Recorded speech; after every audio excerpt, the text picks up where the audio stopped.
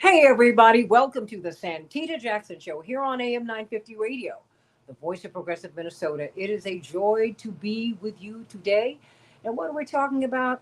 Iran, Israel, the United States, ceasefire. Will it hold? Hmm. And what was destroyed? Now we're seeing reports from CNN that, and they've gotten their information from the U.S. intelligence community. The destruction of the nuclear arsenal of Iran is not what it seemed. Initially, we heard that it was obliterated. Then we heard that years and years of their nuclear stockpile had been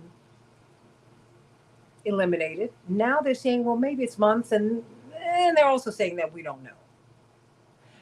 Everybody think about it. We have not just telegraphed, we have told them and the world that we want to go after the nuclear capabilities, the research, that which they have been able to pull together. We've been saying that for more than 30 years. Do you really think that they would keep all of this enriched uranium in the same place? I said this a couple of days ago. I don't know why we continue to think that we're the only smart people in the room or that we're the smartest people in the room. There's a lot that's going on here. A lot. And the ceasefire, will it hold? Well, you just heard President Trump launch into, well, let's just say it was a very, very earnest, honest, and it was really, you couldn't repeat what he said. He was just clearly very frustrated because he said, as soon as I made the ceasefire, well, I'm not happy with Iran or Israel right now. So we got a lot to talk about. How did we get here and where are we going from here? Of course, attorney Mark Fancher is with us, as he is most days, but we welcome back to the show Dave DeCamp, news editor from antiwar.com. Of course, I saw you on Matt Gates' show, and I thought you were fantastic, gave us a whole lot in a very short period of time, but I want to stretch this out because you need to help us to understand where we are and what this means, because every day this story changes. And it's still quite consequential because Iran has said, we're not done yet. What does that mean? We were looking at perhaps the closure of the Strait of Hormuz. What is the Strait of Hormuz? Well, 20% of our gas in the world comes through it. But more than that, they're positioned in the world in a way that they can have tremendous consequential actions, positive and negative, on all of our lives all over the world. Maybe that was what pushed the ceasefire. I don't know, Attorney Mark Fancher. Let me start with you, Dave DeCamp. It's always a joy to be with you. When we have these issues, I need to talk with you. I need to find out exactly um, how did this begin. Let's just go back to the beginning, because as we're looking at the media, they give us one would get the impression that uh, that Israel didn't start this, and that's not true. That this is a preemptive war, and we would also get the impression that Iran is being pulverized. That's not true either. So, Dave DeCamp, where do you want to begin?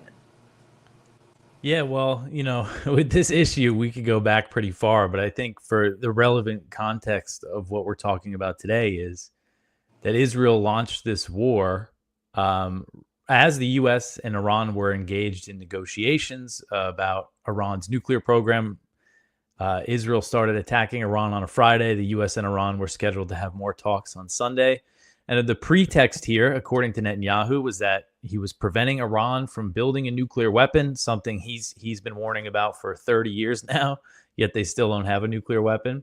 And what was really kind of strange about this is that, if you go back to the 2003 when the U.S. invaded Iraq, there was this whole media propaganda campaign to convince people that Saddam Hussein had WMDs, which turned out not to be true.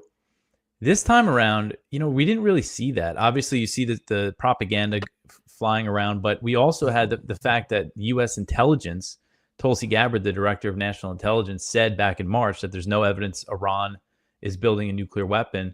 And then once the attack happened, we saw all these reports based on U.S. intelligence assessments saying that there was no new evidence that Iran was moving toward a bomb.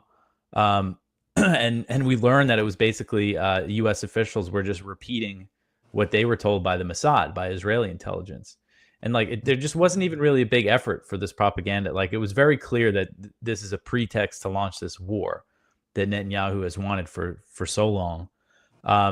And then the U.S. bombed the nuclear facilities. And as you mentioned, today we're seeing these reports. The funny thing about it is I think CNN was the first one to have it, that says that the U.S. airstrikes did not destroy the facilities and only set Iran's nuclear program back by a few months. The White House confirmed that that assessment was real, but they said they didn't agree with it and said that it was leaked and prepared by a loser, a low-level loser, they call them, which is so it's just really a joke.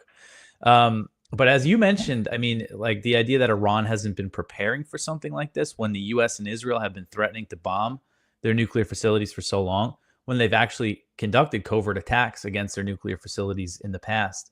And then, so there's a lot to this, you know, and you mentioned the ceasefire. Why the ceasefire? Well, one thing is that, you know, Israel hit Iran hard. They killed a lot of senior military leaders, but Iran's been striking Israel with its ballistic missiles. And these interceptors that Israel has to shoot down the ballistic missiles cost a lot of money.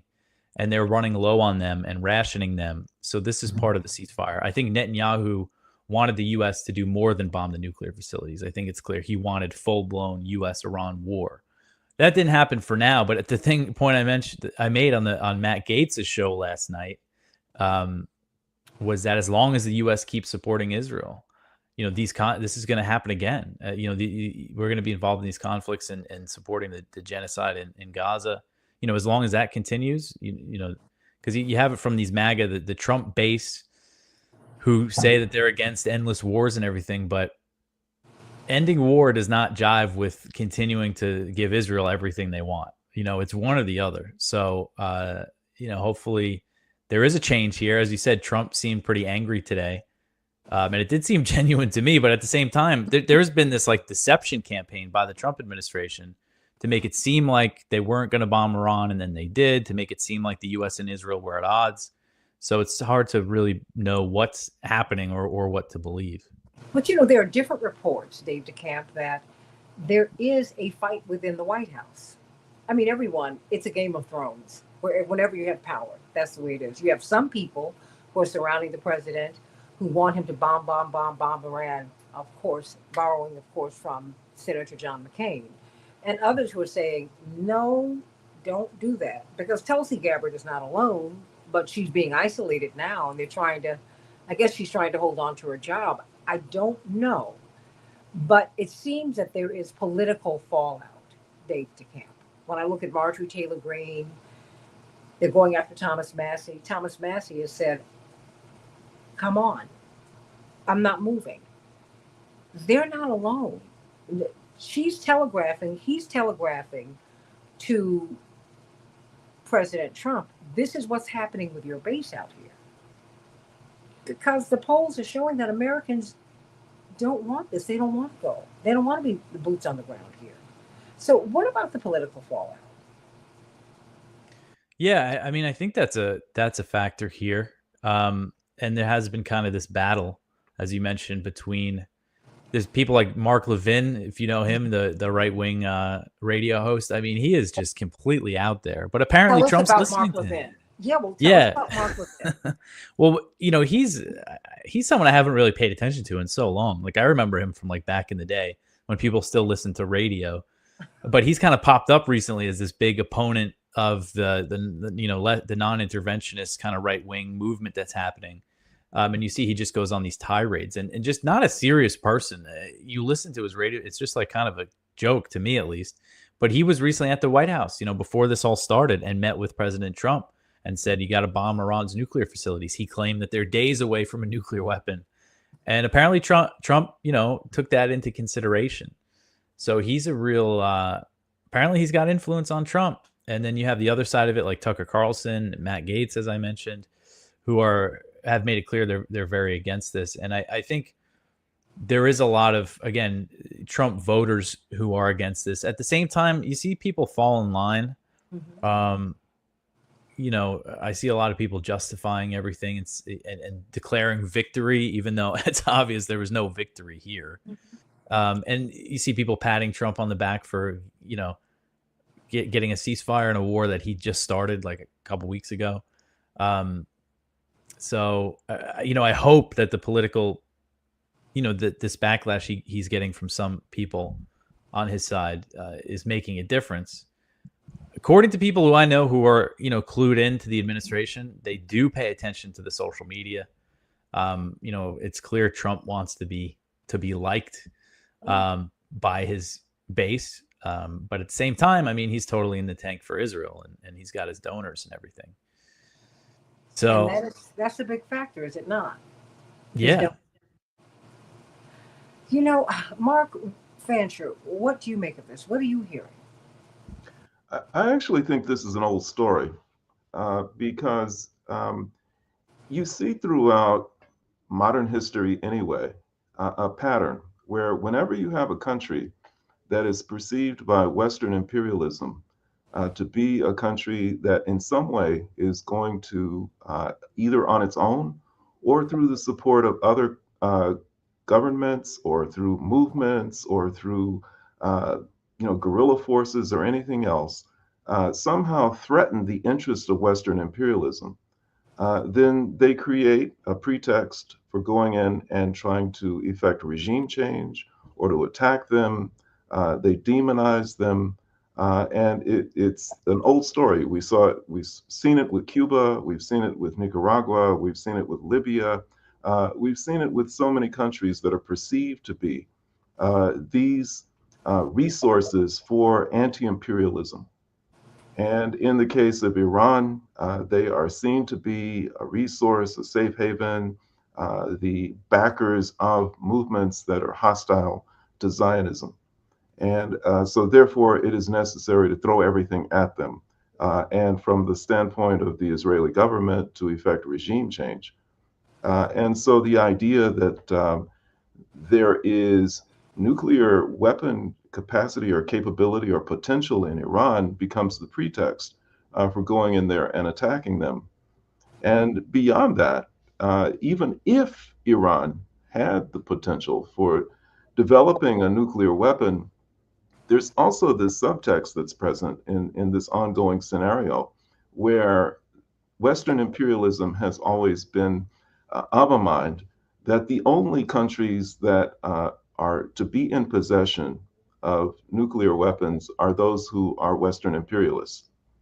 And anytime any country has the potential of developing that capacity and they are not part of the club, then that's regarded as a threat. So even if Iran was as close to developing a nuclear weapons capability as has been alleged, then they're not the right people to have nuclear weapons, and they would go in after them for that reason. So we're seeing an old story play itself out, and I think that unfortunately for poor old Donald Trump, he is not really up on all the details and facts about this game uh, in the way that he should be, because on the one hand he's got war hawks who are telling him this is the way the game is played.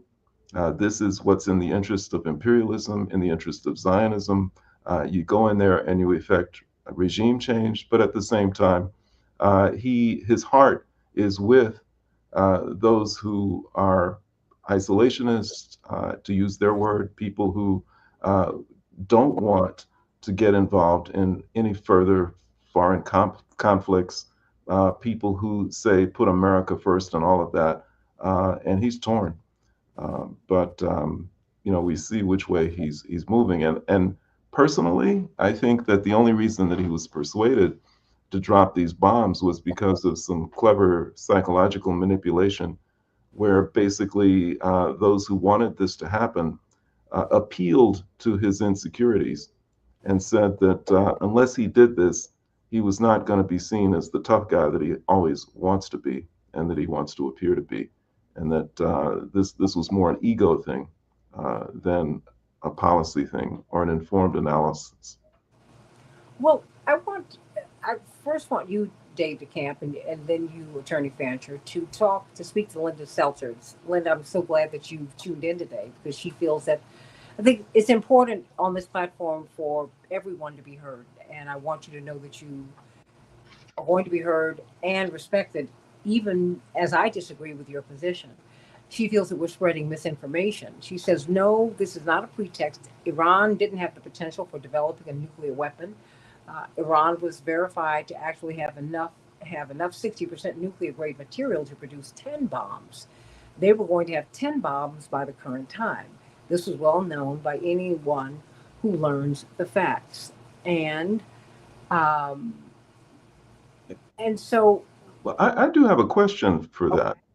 And that is, let's assume that that's correct, that they had the capacity to develop them. If it's not okay for them to have it, why is it okay for the US to have it? Why is it okay for Israel to have it? Why is it okay for anybody to have it? Why aren't bombs being dropped on the nuclear weapons facilities of the major Western powers? If you're opposed to having nuclear weapons, then be consistent across the board. And also, Israel, something that's always missing from this conversation is that Israel has nuclear weapons, and they have a secret nuclear weapons program that's not subject to any inspections or oversight. So the narrative that if Iran obtains a bomb, that they would nuke Israel just isn't right, because Israel would have the deterrence. But the 60% enriched uranium thing, there's a lot to this, but an important detail here is 60% is not 90%, which they need for weapons grade uranium. They need to enrich it to 90%. And now the thing about the 60% is that it's a short step away from enriching to 90%. But Iran's been enriching uranium at 60% for 4 years, and they have not moved toward a nuclear weapon. And it's been clear that they have increased their nuclear activity in response to U.S. sanctions and Israeli pressure and covert attacks. Donald Trump withdrew from the nuclear deal in 2018 when Iran was enriching uranium at 3.67% under the deal. After about a year, Iran began increasing its enrichment to about 5%. In 2020, Israel assassinated an Iranian scientist inside Iran, and Iran took the step to increase uranium enrichment to 20%.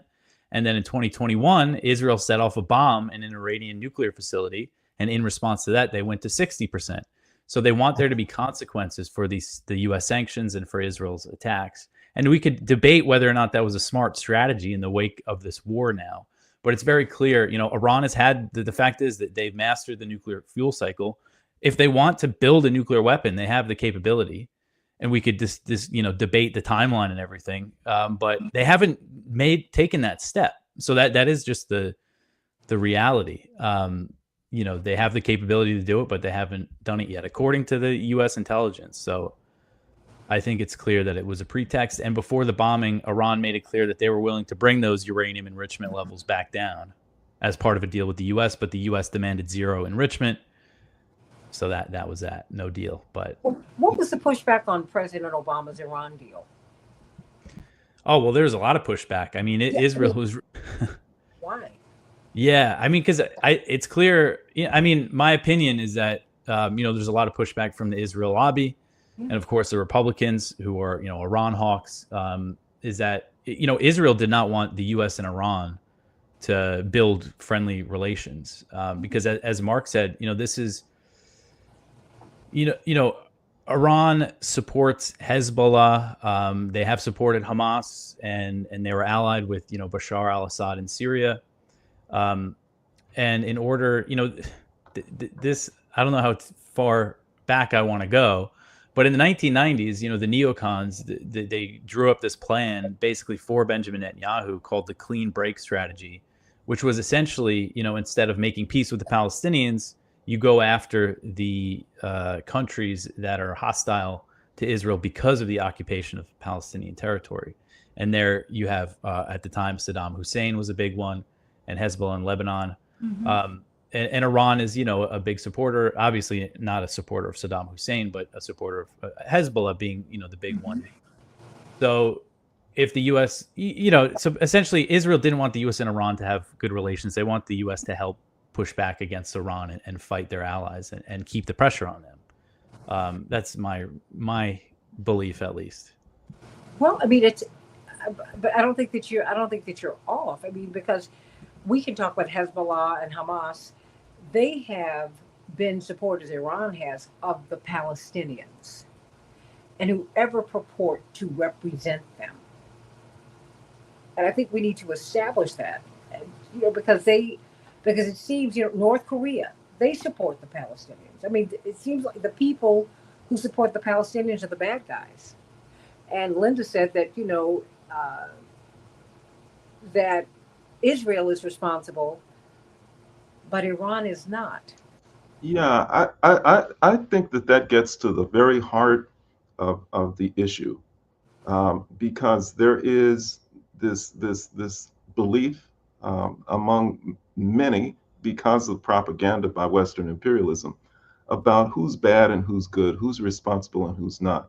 So you say that Israel is responsible and Iran is not, but how responsible is a government that goes into a region like Gaza and wipes out thousands and thousands and thousands and thousands and thousands and thousands of innocent children and women and men, defenseless people, defenseless civilians, and then demolishes entire regions, reduces them to rubble, and then tries to starve out the remaining population by denying them food? Is that responsible?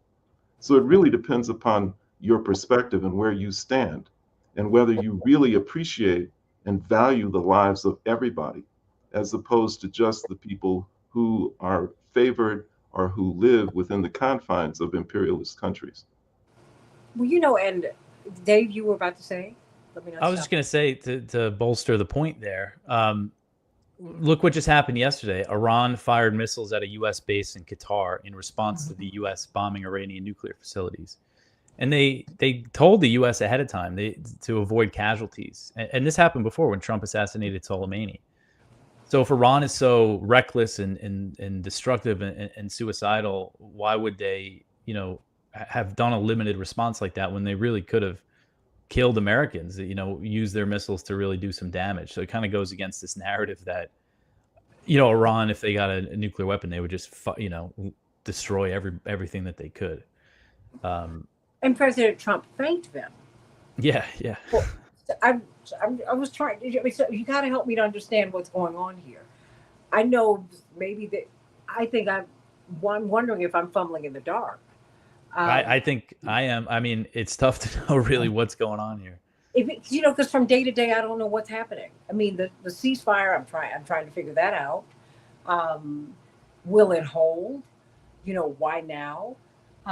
And what else will Iran do? I mean, because what we're not doing, I think one of the dangers of this unbalanced reporting is that we're not hearing what the people of Iran are talking about. Because there has been a rallying around the flag there from the little reporting that I've been able to see in corporate media, but of course I read other media, and other media from other outlets have shown that the Iranian people, whatever their objections are to the current administration, they don't like being attacked. Mm-hmm. And they certainly don't like being attacked by America. Some of us don't remember 1979. I don't know if were you born, David DeCamp, but I can tell you.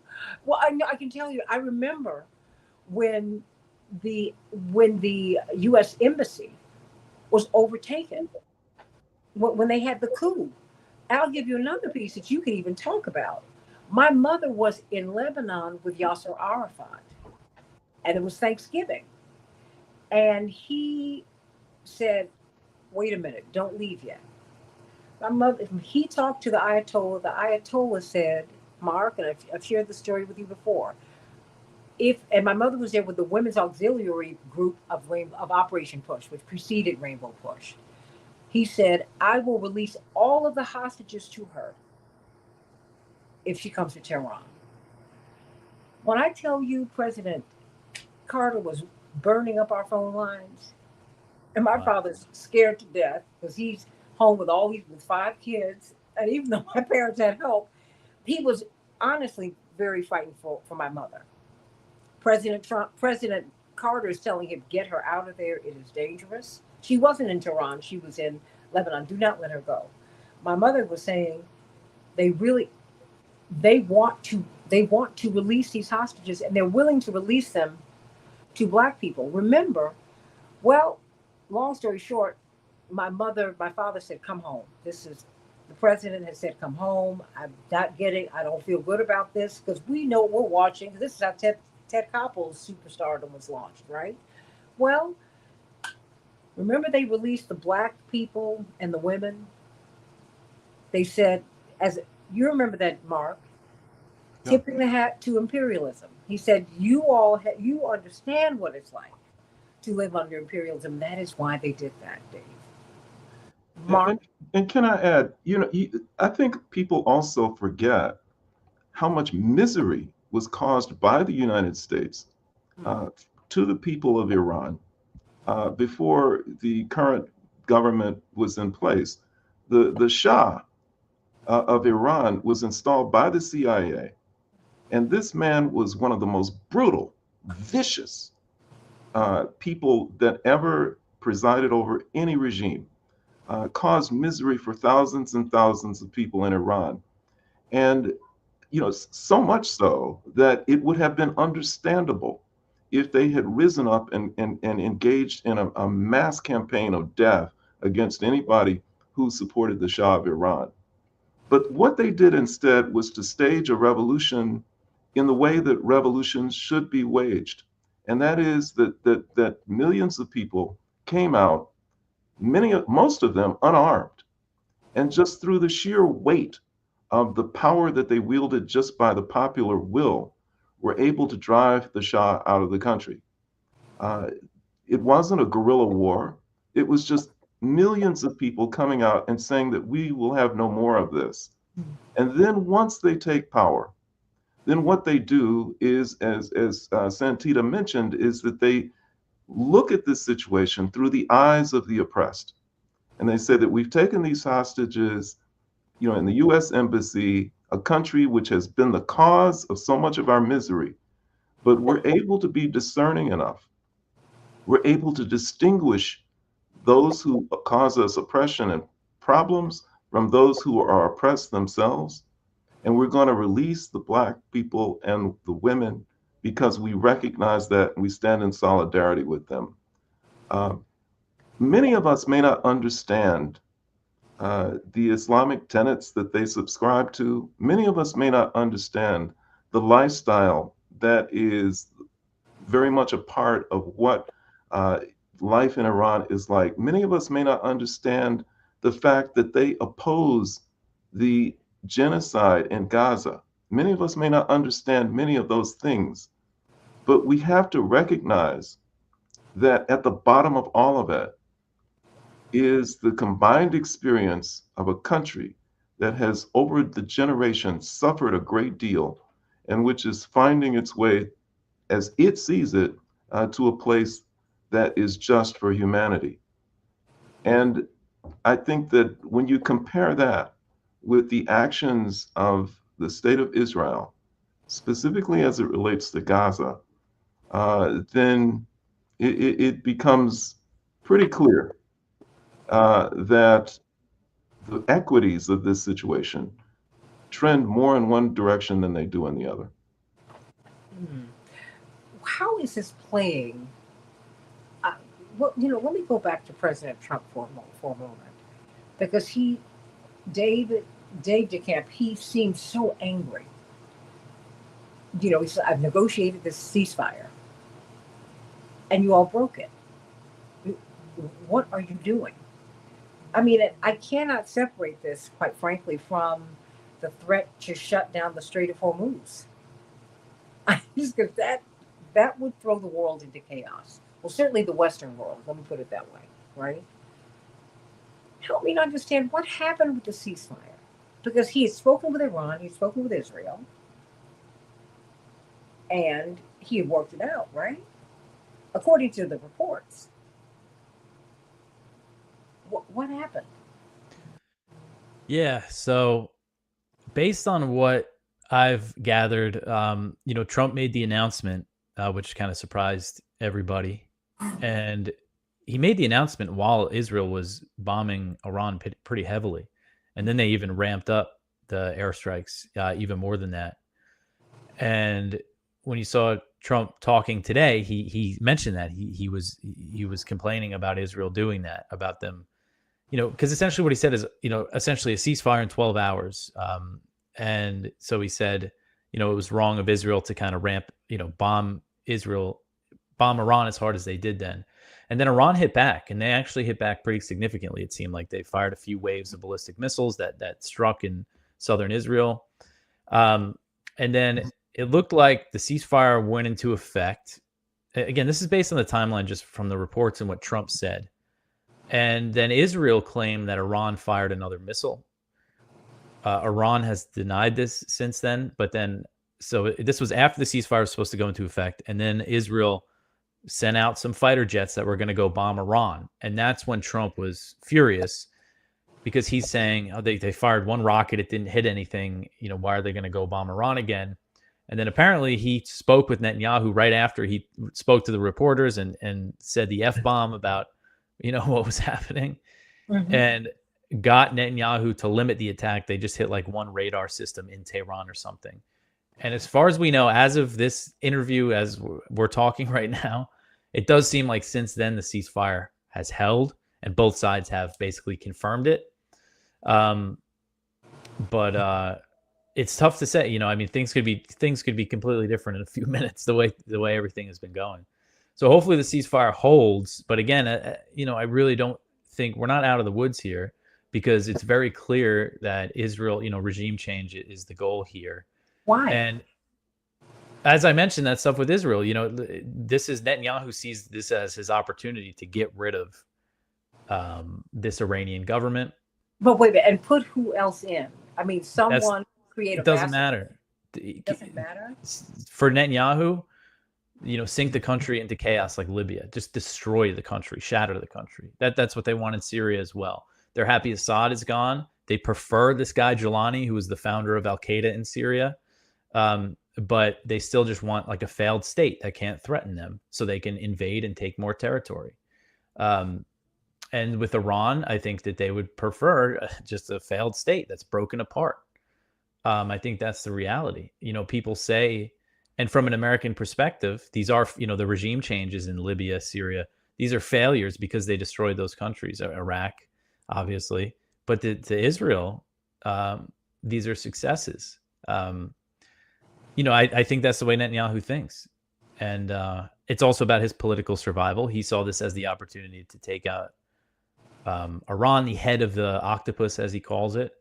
We just saw one of his, I'm blanking on his name, but the leader of the Shah's party in Israel, which is an ultra-Orthodox party.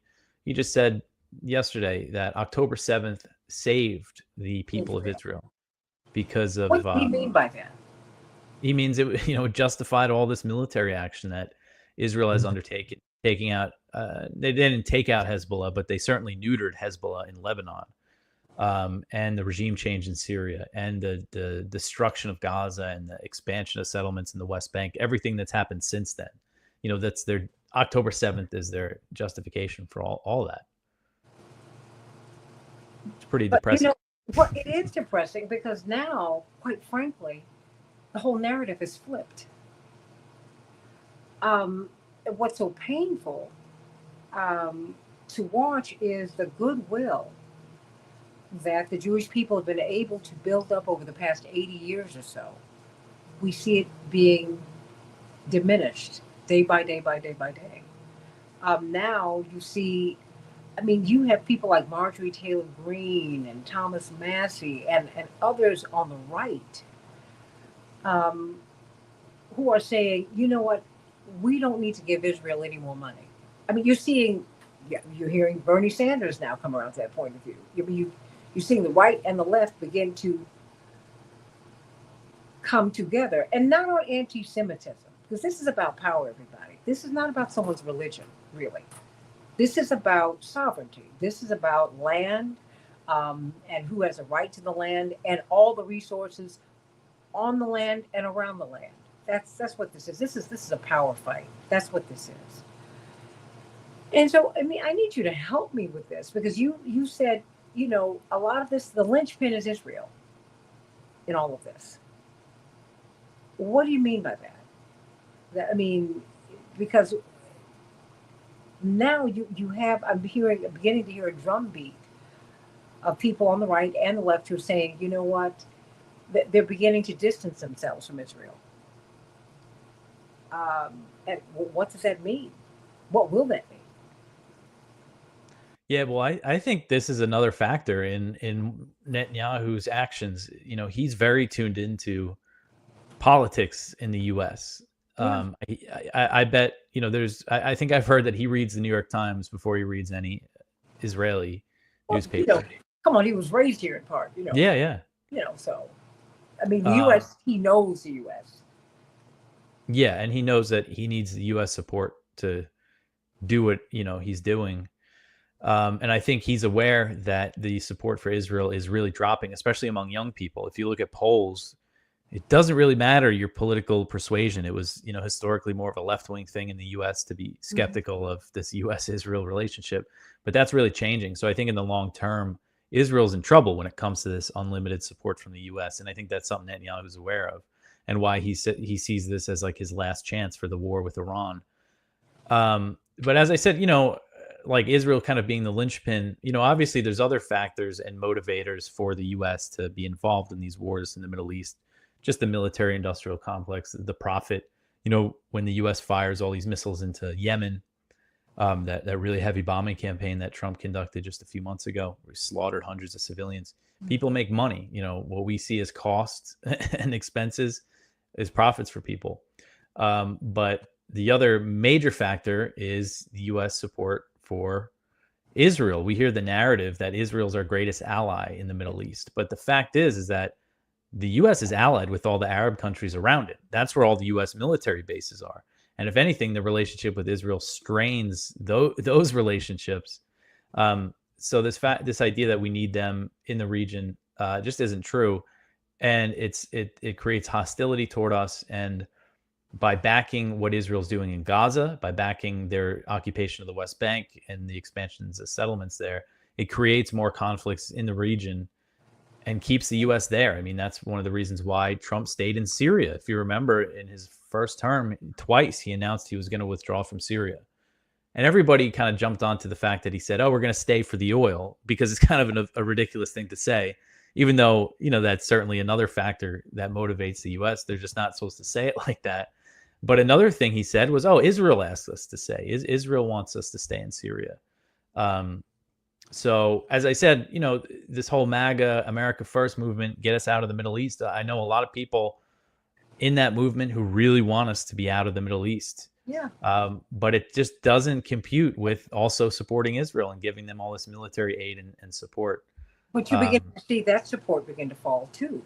Yeah, I think we will. Yeah. But, it might it might take a while, and then it might be a moment. I don't know. I mean, because we're getting a lot of different signals, and that, pardon me, but I read antiwar.com every day. Oh, that's great. And everybody, I've not seen you come down on the side of a party. You have a principled stance, and that's what I like.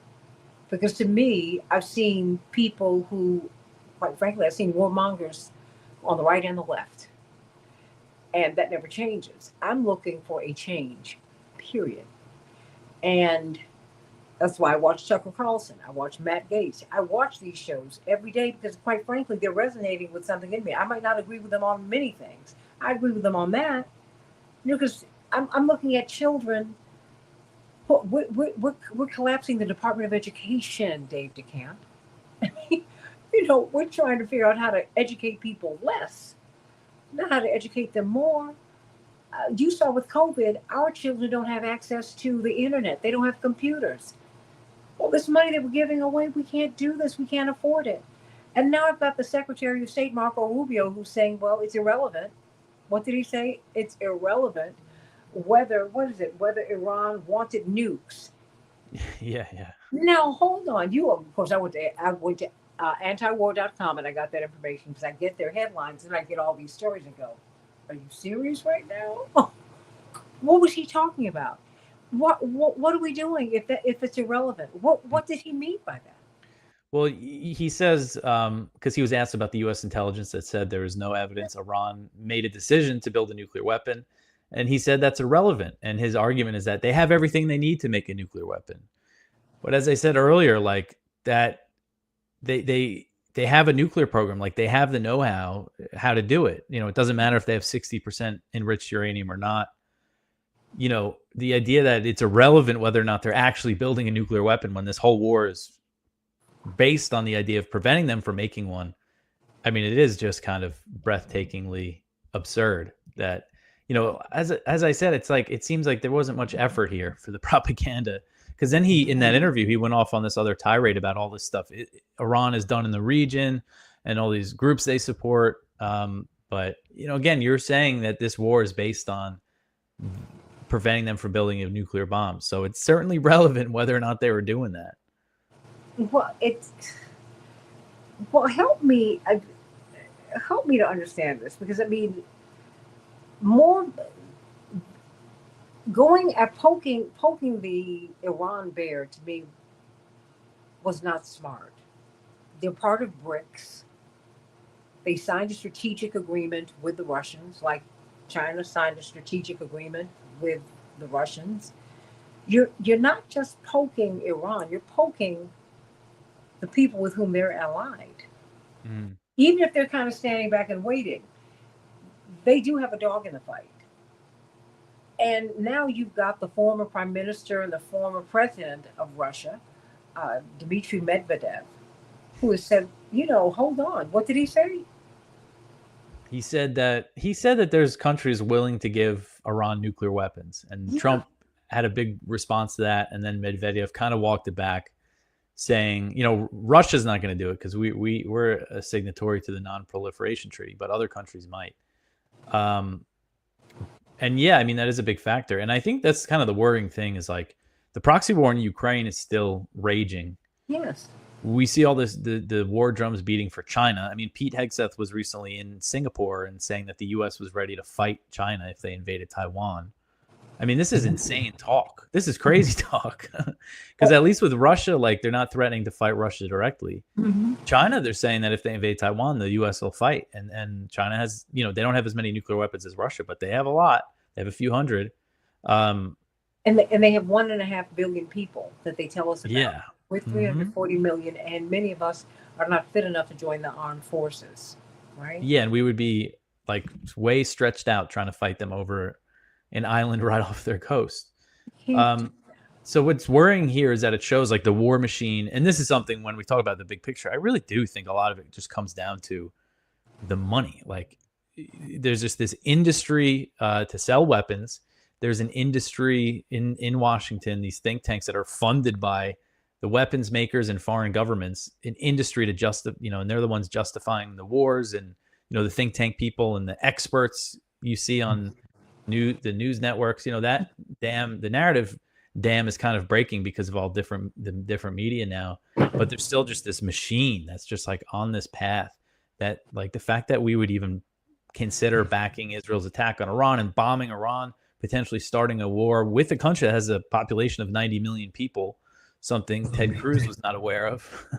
But oh, what did you make of that interview? That was amazing. I didn't even watch the whole thing. I just saw a lot of clips, but the clip was enough, but I saw the whole interview. Yeah, I've been meaning to watch it. Just, I mean, the fact that Ted Cruz, you know, just how confidently he's, you know, I actually saw the beginning of the interview. Mm-hmm. Tucker asked him, like, so you support regime change in Iran? And he's just like, yeah. Not even that he had to explain himself. He's like, yeah, they're our enemy. It would be good to see them replaced. And it was like, that was his argument. It's just so. And but Tucker Carlson said, you don't. After he asked him population demographics, do you know who these people? He said, you don't even know who these people are, and you want to kill them. Are you serious?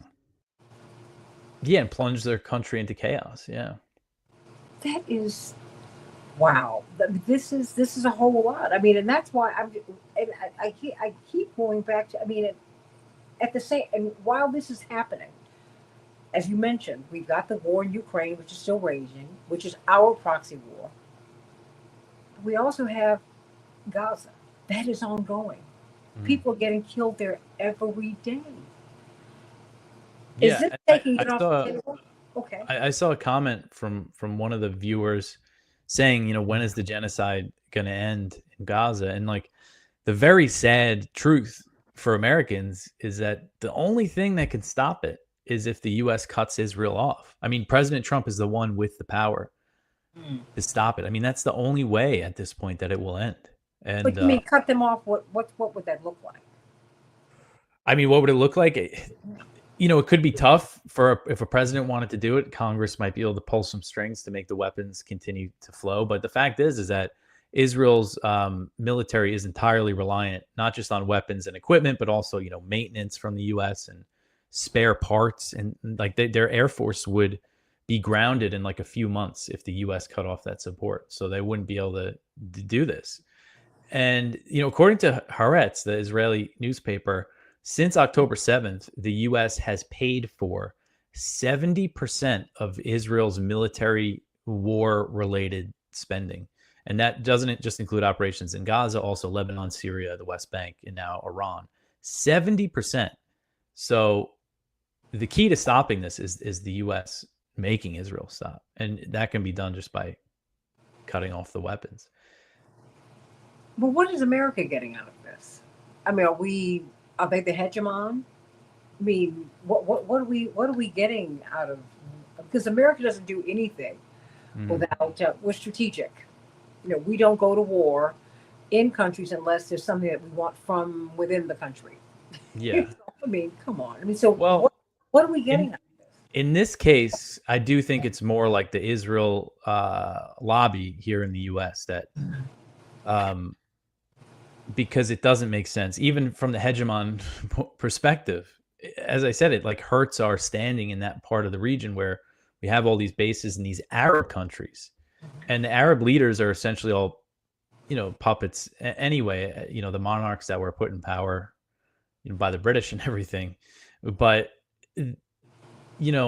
again, it just doesn't. I don't see the benefit from that like empire perspective, because it's just creating resentment in that part of the world. So I think it is just the politicians are, the lobby is very powerful, and it's you just see the way people in Congress, always have the same talking points about this issue. They're just completely bought and sold by the lobby.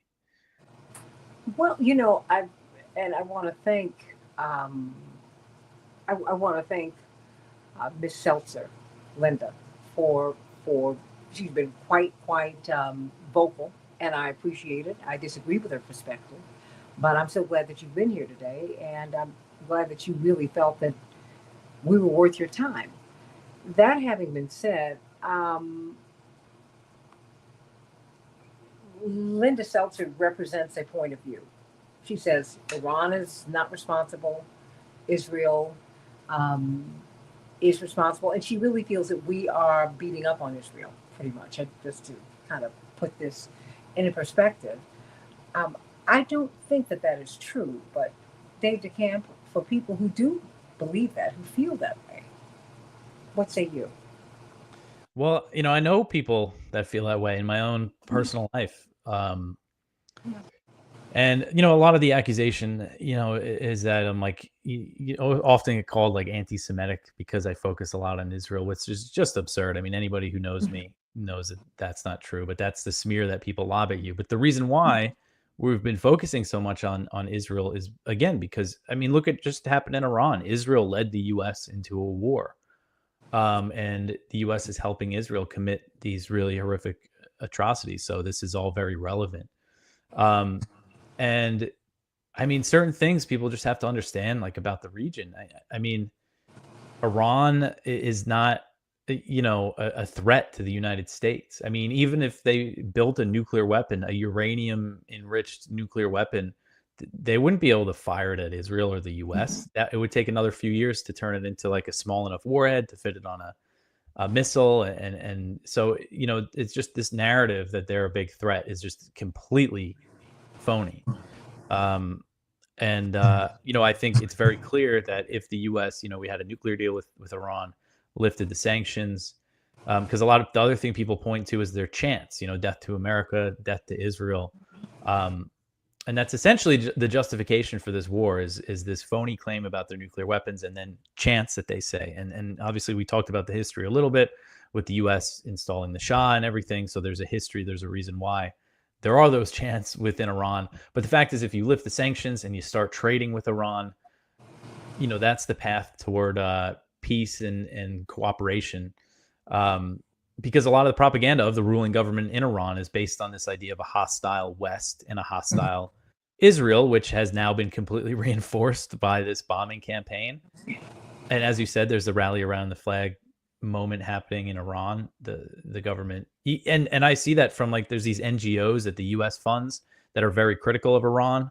And they're all very opposed to what Israel just did. So it's just a foolish way to handle.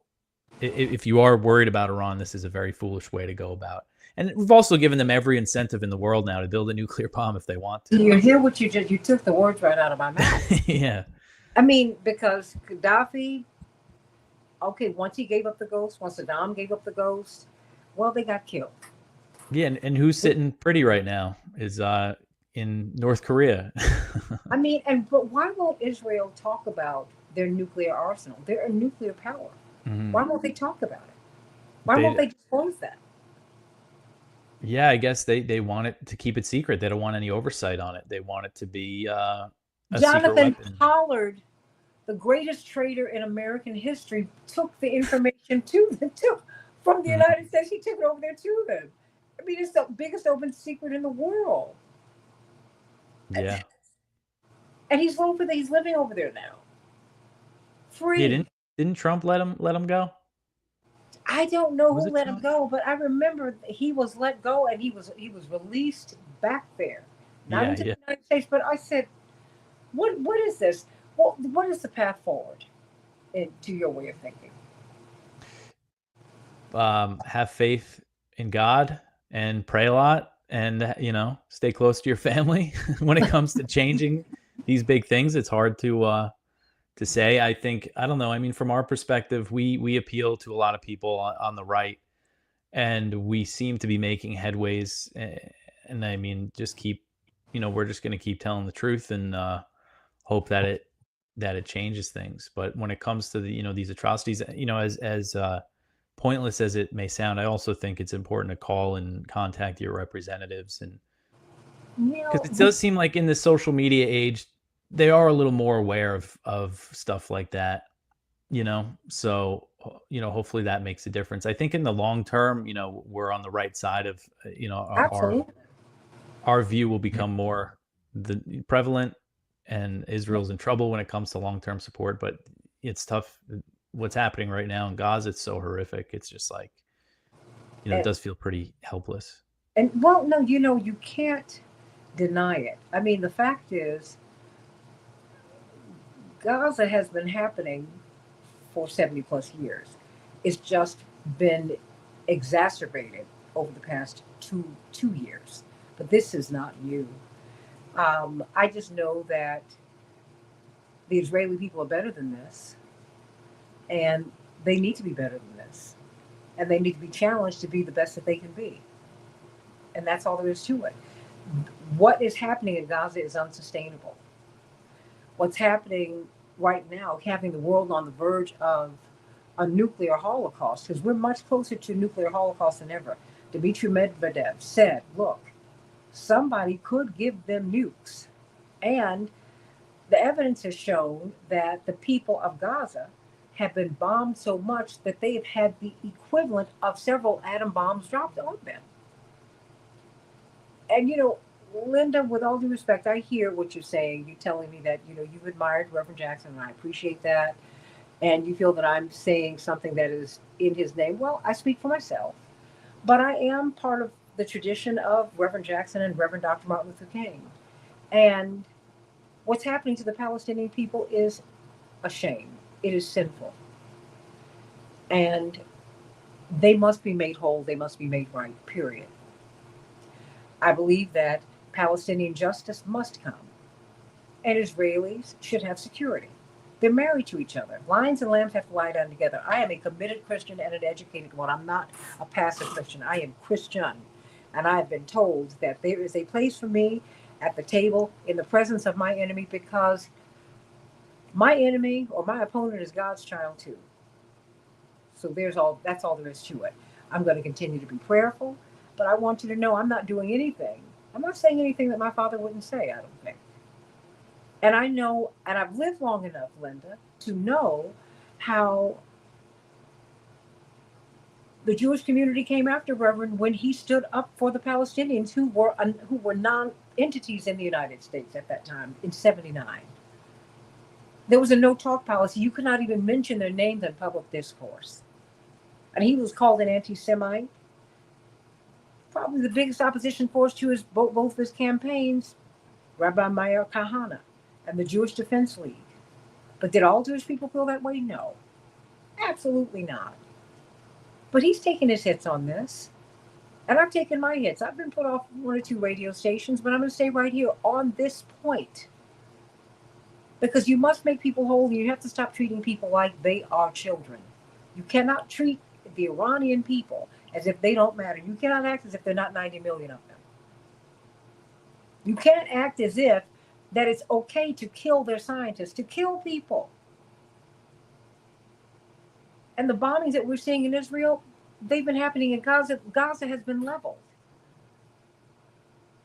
So come on, now let's go open our politics. Let's get this right. And I want you to go to antiwar.com. And where can we see or hear your podcast? It is called Anti-War News, and I put it out on YouTube, also on Rumble, if people watch stuff over there. And if you listen to podcasts, you can download it on Apple or Spotify, wherever you listen to podcasts. Well, please continue to give antiwar.com and your support, and Anti-War News. Check that out. I read them every single day. I mean, I can't get through the articles, but I'm always checking to see what Dave DeCamp and so many of your wonderful colleagues have written, because you're anti-war. And you know what? I'm with that. I know that I want peace, but I know that peace has to have justice. And so let's give that a chance, everybody. Thank you, John Lennon. That's all we're saying. Give peace a chance. Which means you got to make some room for justice and mercy, too. So be prayerful, everybody. Dave DeCamp, my love to you and your family. Antiwar.com, everybody. And his podcast, Anti-War News. Of course, you'll have to find it on Rumble, but you can also still find it on YouTube. And so, everybody, please give him your support. We're going to be talking with Bryce Green of Fairness and Accuracy in Reporting in the next hour. What are we going to be talking about? Well, we've got to talk about the New York Times greenlighting this attack that Iran made. They've been winking and nodding. Think about that, everybody. Think about that. Think about how the press have portrayed this conflict. It's not been honest. It's not been forthright. Stay tuned for more of the Santita Jackson Show. The next hour coming up here on AM 950 Radio, the voice of Progressive Minnesota.